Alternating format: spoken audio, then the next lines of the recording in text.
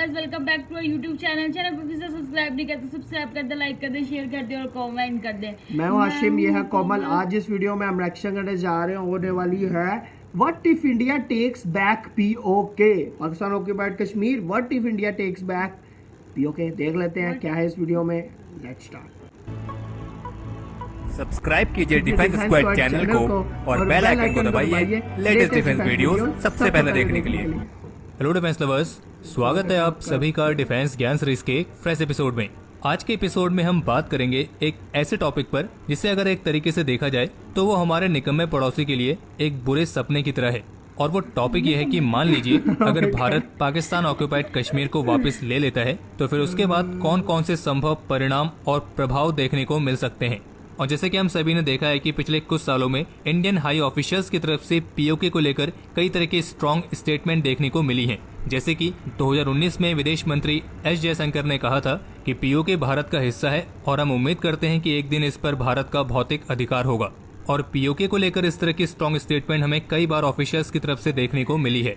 और जबकि अभी कुछ ही समय पहले ऐसी भी अफवाह देखने को मिल रही थी कि भारत पीओके पर एक बड़ी कार्रवाई करने की तैयारी कर रहा है। और हमने भी आपको ये कहा था कि अगर भारत को पीओके पर ऐसी कोई कार्रवाई करनी होगी तो पहले वो कार्रवाई हो जाएगी, उसके बाद हर किसी को मालूम पड़ेगा। और इसमें हमारा पड़ोसी भी आता है जिसके वहाँ ये कार्रवाई होगी।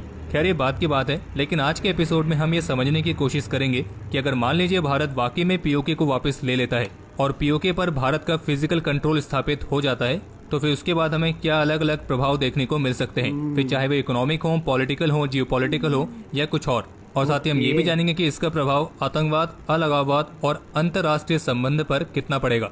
So without wasting any time, let's begin.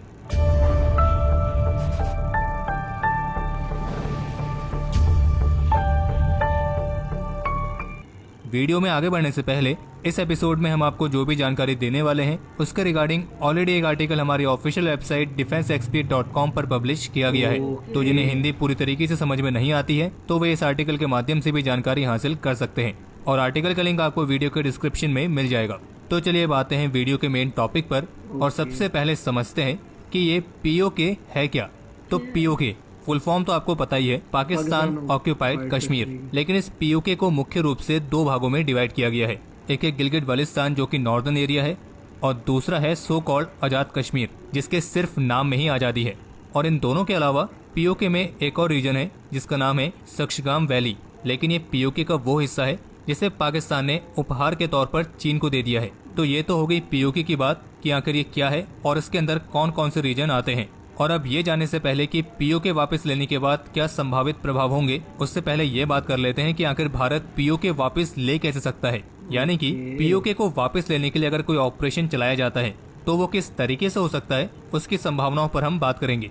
तो ये बात तो स्पष्ट है कि इस बात की संभावना बिल्कुल ना के बराबर है कि पाकिस्तान कभी भी शांतिपूर्ण तरीके से अपने आप ही भारत को पीओके वापस लौटा देगा। यानी कि केवल डिप्लोमेसी रूट के माध्यम से ये लगभग नामुमकिन है, जिसका मतलब यह है कि हमें मिलिट्री एक्शन की भी जरूरत पड़ेगी। और जो ये मिलिट्री एक्शन होगा ये किसी बड़े वॉर की तरह नहीं होगा, बल्कि ये बेहद ही छोटा होगा, काफी तेज होगा और काफी निर्णायक तरीके से इसे अंजाम दिया जाएगा। क्योंकि भारत और पाकिस्तान दोनों ही न्यूक्लियर आर्म्ड स्टेट्स हैं और अगर इनके बीच लंबे समय तक कोई बड़ा वॉर होता है तो निश्चित रूप से इससे परमाणु युद्ध का खतरा बढ़ जाएगा। और वैसे भी कोई भी नहीं चाहेगा कि यह युद्ध एक अनक्लियर तरीके से रह जाए। और वहीं अगर इसमें चीन भी पाकिस्तान की मदद करने के लिए सक्रिय रूप से शामिल हो जाता है तो इससे भारत के लिए टू फ्रंट वॉर का भी एक बड़ा खतरा बन जाएगा। इन सब के माध्यम से हम बस ये कहना चाह रहे हैं कि अगर पीओके पर भारत कोई मिलिट्री एक्शन करता है तो वो बेहद ही छोटा होगा, बहुत तेजी से होगा और काफी निर्णायक तरीके से उसे अंजाम दिया जाएगा। इसके अलावा जो पीओके है वो पाकिस्तान द्वारा हाईली मिलिटराइज्ड है, यानी कि यहाँ पे पाकिस्तान अपनी सेना को अच्छी खासी संख्या में तैनात करता है। तो इसीलिए ये महत्वपूर्ण हो जाता है कि अगर हमें पीओके वापस लेना है तो हमें सबसे पहले यहाँ पर मौजूद पाकिस्तान के इम्पोर्टेंट मिलिट्री इंस्टॉलेशंस को टेक डाउन करना होगा। और इसके लिए इंडियन आर्म फोर्सेस की तीनों सर्विसेज को तालमेल के साथ ऑपरेट करना पड़ेगा, जिसमें एयर स्ट्राइक्स, आर्मर्ड फॉर्मेशन और इन्फेंट्री की मूवमेंट, मिसाइल्स जैसे रणनीतिक हथियारों का इस्तेमाल, अरब सागर में इंडियन नेवी का एक्शन, इन सभी महत्वपूर्ण एलिमेंट्स के क्लोज कॉपरेशन के साथ इस तरह के ऑपरेशन को अंजाम दिया जाएगा। तो ये वो सब संभावनाएं हैं जो पीओके वापस लेते समय बन सकती हैं। और बता दें कि ये केवल संभावना है और एक तरह का अनुमान है। और अब इस बारे में बात करते हैं कि मान लीजिए भारत ने पीओके वापस ले लिया है तो फिर इसके बाद हमें क्या क्या प्रभाव देखने को मिल सकते हैं। लेकिन उससे पहले अगर आपको यहाँ तक वीडियो पसंद आ रही है तो वीडियो को लाइक जरूर कर लाइक जरूर कर दें। और देना। अगर आपने लाइक कर दिया है तो चलिए आगे बढ़ते हैं और सबसे पहले बात करते हैं कि हमारी इकोनॉमी यानी कि हमारी अर्थव्यवस्था पर इसका क्या प्रभाव पड़ेगा। इस बात में कोई डाउट नहीं है कि जो युद्ध लड़ता है तो उसे उस युद्ध की एक भारी और एक बेहद ही भयानक कीमत चुकानी पड़ती है। और वैसे भी युद्ध के जो नए हथियार हैं, नई टेक्नोलॉजीज हैं, वो दिन प्रतिदिन और भी महंगी होती जा रही हैं। अभी आपको स्क्रीन पर एक इमेज दिख रही होगी और इस इमेज पर जो आपको डेटा दिखाई दे रहा है उसे जारी किया है स्ट्रेटेजिक फोरसाइट ग्रुप ने। और इस डेटा के मुताबिक भारत कॉन्फ्रंटेशंस यानी कि टकराव वाली स्थिति के लिए करीब 14.6 बिलियन रुपीस पर डे के हिसाब से स्पेंड करता है। और ये डेटा अभी का नहीं है बल्कि 2002-2003 का है। और सीधी सी बात है, तब से लेकर अभी तक इस कीमत में काफी ज्यादा बढ़ोतरी भी हुई होगी। और अब आप इस बात को इमेजिन करिए कि मान लीजिए पीओके को कैप्चर करने के लिए फुल स्केल वॉर हो जाता है तो फिर इस वॉर की कीमत आज के हिसाब से कितनी ज्यादा होगी। और ऐसे भी नहीं है कि पीओके को कैप्चर करने के बाद फिर भारत को कोई और दिक्कत देखनी पड़ेगी नहीं, बल्कि भारत को वहाँ के लोकल ग्रुप्स का भी काफी ज्यादा रेजिस्टेंस देखने को मिल सकता है। जिसका मतलब यह है कि उनका सामना करने के लिए भारत को भी उस रीजन में अपनी मिलिट्री को अधिक संख्या में लगाना पड़ेगा। और अगर मिलिट्री वहाँ पे लगेगी तो जाहिर सी बात है फिर मिलिट्री के जो खर्चे होते हैं वो भी बढ़ेंगे। और इन सबसे ऊपर इस दौरान जो हमारे वीर जवान योद्धाओं के अमूल्य जीवन को नुकसान पहुंचेगा, उस नुकसान की तुलना किसी भी अन्य नुकसान से कभी भी नहीं की जा सकती है। लेकिन इसका मतलब ये नहीं है कि पीओके वापस लेने के बाद भारत की अर्थव्यवस्था पर केवल खराब प्रभाव ही पड़ेगा, बल्कि दूसरी तरफ भारत की इकोनॉमी पर इसका काफी अच्छा प्रभाव भी पड़ सकता है। क्योंकि जो पीओके है वो एक ऐसा रीजन है जो नेचुरल रिसोर्सेज से भरा हुआ है और इस रीजन में जो हाइड्रो पावर का पोटेंशियल है वो तो काफी ज्यादा है। यानी कि पीओके भारत की बढ़ती हुई एनर्जी डिमांड्स में अपना एक महत्वपूर्ण योगदान दे सकता है। और इन सबके अलावा यहाँ पर टूरिज्म इंडस्ट्री के लिए भी स्कोप काफी ज्यादा बड़ा है। तो हाँ, कह सकते हैं कि पीओके वापस लेने से हमारी इकोनॉमी पर अच्छा और बुरा दोनों ही तरह का प्रभाव पड़ेगा। इसके बाद अगर बात करें राजनीतिक प्रभाव की, तो ये बात तो हम सभी जानते ही हैं कि हमारे देश की जो आंतरिक राजनीति है वो इस तरह के इश्यूज को लेकर काफी ज्यादा संवेदनशील है। और बदकिस्मती से हमारे देश में कुछ ऐसे भी लोग हैं जो राष्ट्रहित और खास करके राष्ट्रीय सुरक्षा का सवाल आने पर यूनिटी के साथ कभी भी खड़े नहीं हो सकते हैं। वे हमेशा इसका विरोध ही करेंगे। और इस तरह की भी संभावना काफी ज्यादा बनती है कि जो अपोजिशन पार्टीज हैं वो पीओके पर इस तरह के ऑपरेशन को लेकर कई तरह के सवाल उठा सकती है बिना उसकी रणनीतिक महत्वता को जाने। और फिर ऐसे में राष्ट्रीय हित पर राजनीति को प्राथमिकता दिए जाने की संभावना बनती है। और इन सबके बीच आम लोगों का सपोर्ट मिलना भी इस बात पर निर्भर करेगा कि ये ऑपरेशन कितना सफल होता है। इसके बाद अगर बात करें कि अंतर्राष्ट्रीय स्तर की राजनीति पर क्या प्रभाव पड़ेगा, हाल ही के समय में मिलिट्री एक्शन के साथ किसी टेरिटरी को कैप्चर करना, इस तरह के इवेंट होना बहुत ही रेयर बात है। और वैसे भी अंतर्राष्ट्रीय कम्युनिटी आमतौर पर इस तरह के एक्ट को हमेशा क्रिटिसाइज ही करती है। और इसके लिए आप एग्जाम्पल रशिया का ले सकते हैं। जब उसने क्रीमिया पर कब्जा किया था तो रशिया के इस एक्शन की वेस्ट कंट्रीज ने काफी ज्यादा निंदा की थी और जिसके चलते रशिया को बाद में G8 से भी निकाल दिया गया था और जो कि अब G7 बन गया है। और चूंकि अमेरिका अफगानिस्तान को छोड़ रहा है, अब वो जल्दबाजी में कर रहा है क्या है, लेकिन इससे एक संभावना ये बनती है कि अमेरिका के लिए पाकिस्तान की जो इम्पोर्टेंस है वो वापस से बढ़ सकती है। तो वहाँ अगर ऐसा होता है तो पीओके पर कार्रवाई करने के लिए भारत को भी एक बहुत ही भारी भरकम क्रिटिसिज्म का सामना करने के लिए तैयार रहना पड़ेगा। और तब ये भारतीय कूटनीति की असली परीक्षा भी होगी, जब उसे पूरी दुनिया के सामने अपना वैलिड स्टैंड लेने के साथ साथ उन्हें इस बात के लिए राजी करना होगा कि भारत की ये कार्रवाई बिल्कुल सही थी। इसके बाद जो चौथा मेन पॉइंट है वो है आतंकवाद। इससे आतंकवाद पर क्या प्रभाव पड़ेगा और क्या पाकिस्तान आतंकवाद को स्पॉन्सर करना बंद करेगा या नहीं। तो हाँ, इस बात में कोई डाउट नहीं है कि पीओके को वापस लेने के बाद भारत में और खास करके कश्मीर घाटी में पाकिस्तान द्वारा स्पॉन्सर्ड जो आतंकवाद फैला हुआ है उसमें भारी कमी देखने को मिलेगी। और ऐसा इसलिए है क्योंकि जो अधिकतर घाटी में घुसपैठ होती है और जो अधिकतर लॉन्च पैड है वो पीओके पर ही मौजूद हैं। और हम ये तो नहीं कह सकते हैं कि इसके बाद आतंकवाद पूरी तरीके से खत्म हो जाएगा, क्योंकि पाकिस्तान की जो ये प्रॉक्सी वॉर वाली पॉलिसी है ये लंबे समय की है और पाकिस्तान की फिलहाल इसे छोड़ने की कोई संभावना नहीं है। और जबकि इसके बजाय भारत के खिलाफ पाकिस्तान अपनी इस प्रॉक्सी वॉर वाली पॉलिसी को और भी बढ़ा देगा। बस फर्क इतना होगा कि युद्ध का मैदान कश्मीर से शिफ्ट होकर पीओके पर चला जाएगा। इसके बाद अगर बात करें रीजनल जियोपॉलिटिक्स पर पड़ने वाले इसके प्रभाव की, तो ये एक ऐसा पहलू है जो सबसे ज्यादा प्रभावित हो सकता है।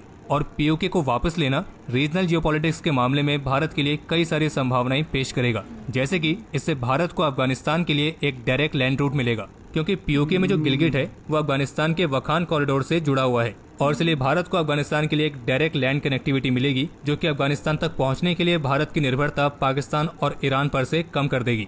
इसके अलावा अगर अफगानिस्तान में कोई अपकमिंग वॉलेटाइल कंडीशन बनती है तो इसमें भी भारत एक महत्वपूर्ण भूमिका निभा सकता है। बाकी सेंट्रल एशिया, रशिया और यूरोप के साथ भी भारत का जो ट्रेड है वो और बढ़ेगा और तजाकिस्तान से जो गैस पाइपलाइन भारत आती है वो भी पाकिस्तान को बाईपास करके डायरेक्ट भारत आएगी। इसके अलावा पीओके वापस लेने से भारत चीन और पाकिस्तान के बीच के कनेक्शन को कट कर सकता है, क्योंकि फिर चीन और पाकिस्तान के बीच कोई भी डायरेक्ट लैंड कनेक्टिविटी नहीं रहेगी। और इतना ही नहीं बल्कि भारत इन दोनों के लिए एयर स्पेस को भी ब्लॉक कर सकता है। और फिर इसके बाद अगर चीन और पाकिस्तान को अपने बीच कनेक्टिविटी बनाए रखनी है तो उसका केवल एक ही रास्ता होगा और वो होगा समुद्र के माध्यम से, लेकिन वो काफी लंबा और असुविधाजनक होगा। और निश्चित रूप से ये चीन और पाकिस्तान के गठजोड़ के लिए एक बहुत बड़ा झटका भी होगा। और न ही चीन भविष्य में पाकिस्तान को तत्काल सैन्य सहायता देने की स्थिति में रहेगा। और रीजनल जियोपॉलिटिक्स में जो एक और सबसे बड़ा प्रभाव होगा वो होगा चीन और पाकिस्तान की इकोनॉमिक कॉरिडोर योजना पर, जो कि पूरी तरीके से खत्म हो जाएगी। और जो चीन वैश्विक स्तर पर इसके माध्यम से अपनी विस्तारवादी वाली सोच पर काम करता है, उसके लिए एक बहुत बड़ा झटका भी होगा। इसके बाद अगर बात करें पाकिस्तान के साथ भारत के संबंध की, तो ये तो जाहिर सी बात है, पीओके वापस लेने के बाद भारत और पाकिस्तान के जो संबंध हैं वो बहुत ही नीचे स्तर पर पहुंच जाएंगे। और अब जो भारत और पाकिस्तान के बीच अगर कोई युद्ध होगा तो वो सीधे सीधे भारत और पाकिस्तान की अंतर्राष्ट्रीय सीमा पर होगा, ना कि एलओसी पर। और इसके बाद एक चीज और होगी कि अभी जो पाकिस्तान का मेन फोकस रहता है कि वो कश्मीर में आतंकवाद को फैलाए, तो फिर उसका ये फोकस हटके फिर इस बात में आ जाएगा कि वो पीओके वापस कैसे ले। वहीं अगर बात करें भारत और चीन के रिश्ते पर पड़ने वाले प्रभाव की, तो अगर भारत पीओके वापस ले लेता है तो उससे चीन के इंटरेस्ट को भी प्रभाव पड़ेगा, क्योंकि चीन अपनी सीपैक योजना पर काफी ज्यादा निवेश कर रहा है। और अगर पीओके भारत के पास आ गया तो जाहिर सी बात है भारत उस योजना को कैंसिल कर देगा। और चीन ये तो कभी भी नहीं चाहेगा कि उसने जो इतनी अधिक इन्वेस्टमेंट करी है भारत उसको आसानी से ऐसे ही खराब कर दे। तो ऐसी स्थिति में भारत के लिए चीन और पाकिस्तान की तरफ से टू फ्रंट वॉर का खतरा बने रहेगा। और इसको काउंटर करने के लिए भारत को अपने मिलिट्री कैपेबिलिटीज को और अपग्रेड करना पड़ेगा। हालांकि हमारे मिलिट्री ऑफिसर्स का तो ये कहना है कि भारत अभी भी वर्तमान समय में टू फ्रंट वॉर के लिए भी पूरी तरीके से तैयार है। और बाकी अगर बात करें पूरे जम्मू कश्मीर पर इसका क्या प्रभाव पड़ेगा, तो पीओके वापस आते ही पाकिस्तान की तरफ से सपोर्ट मिलना काफी मुश्किल रहेगा। तो जिस वजह से कश्मीर में जो अलगाववाद है वो भी काफी हद तक कम हो जाएगा, और जिससे हमारी यूनियन टेरिटरी एक स्टेबिलिटी और इकोनॉमिक डेवलपमेंट को एक्सपीरियंस करेगी। तो अगर इसके कंक्लूजन पर जाया जाए तो ये वो सब संभावित प्रभाव और परिणाम थे जो भारत द्वारा पीओके वापस लेने के बाद हो सकते हैं। और इस सब में आपने एक बात नोटिस की होगी कि अलग अलग फ्रंट पर जो प्रभाव हैं वो एक दूसरे के साथ मिले हुए हैं। जैसे कि आर्थिक मोर्चे पर हमें नुकसान हो सकता है, हमारे जो अंतर्राष्ट्रीय छवि है उस पर भी असर पड़ सकता है, और एक नई टेरिटरी को एक्वायर करने से उसके प्रशासन में भी हमें शुरुआत में मुश्किलें आएंगी। लेकिन अगर हम दूसरे पहलुओं पर बात करें तो इससे हमें काफी ज्यादा जियो स्ट्रेटेजिक एडवांटेजेस हैं। ये हमें एक ऐसा लैंड रूट देगा जिसकी वजह से भारत पूरे सेंट्रल एशिया रीजन और यहाँ तक कि यूरोप को भी आसानी से एक्सेस कर सकेगा, जिससे जो हमारा ट्रेड है उसमें बढ़ोतरी होगी। इन सबके अलावा चीन और पाकिस्तान का जो गठजोड़ है, जो भारत के खिलाफ साजिश करते रहते हैं, उसको भी तोड़ने में मदद मिलेगी। और जो आतंकवाद है उससे भी एक बहुत बड़ा झटका मिलेगा। तो हमारे ओपिनियन में हम तो ये कहना चाहेंगे कि अगर मान लीजिए भारत पीओके पर कोई कार्रवाई करने की योजना बनाता भी है तो उसमें हमें सबसे पहले यही देखना होगा कि जो उससे हमें नुकसान होने वाला है उसका हम सामना कैसे करेंगे, क्योंकि जहाँ तक फायदे की बात है वो तो हमको अपने आप मिल ही जाएगा। बाकी हमारे आज के इस एपिसोड के लिए इतना ही। अगर आपको वीडियो पसंद आई हो तो इस वीडियो को लाइक जरूर करें, ज़्यादा से ज़्यादा शेयर करें, और अगर आपको कोई सुझाव हो, कोई सवाल हो या इस टॉपिक को लेकर कोई विचार हो तो आप कमेंट सेक्शन में शेयर कर सकते हैं।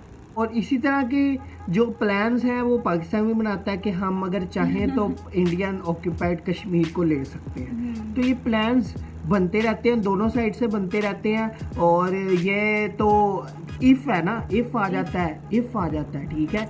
और ऐसी मुझे लगता है कि इस तरह का पंगा मुझे ही लगता कोई भी आर्मी लेगी, क्योंकि उनको पता है कि इससे नुकसान ज़्यादा है। फ़ायदा तो चलो बाद में आएगा ना, वो तो हम बड़े साल लग जाएंगे फ़ायदा आते आते, लेकिन नुकसान बहुत ज़्यादा है। क्योंकि अभी छोटी सी वॉर हो ना, छोटी सी लाइक कन्फ्रंटेशन हो, कोई थोड़ी सी हो, तो उसी में बिलियंस ऑफ रुपीस लग जाते हैं जंग में। और सोचो कि यो इसकी जो कार्रवाई होती है उसमें कितना पैसा लगेगा और कितना पैसा का नुकसान होगा और कितने सोल्जर्स की डेथ होगी, और वहाँ पे लोग भी परेशान होंगे।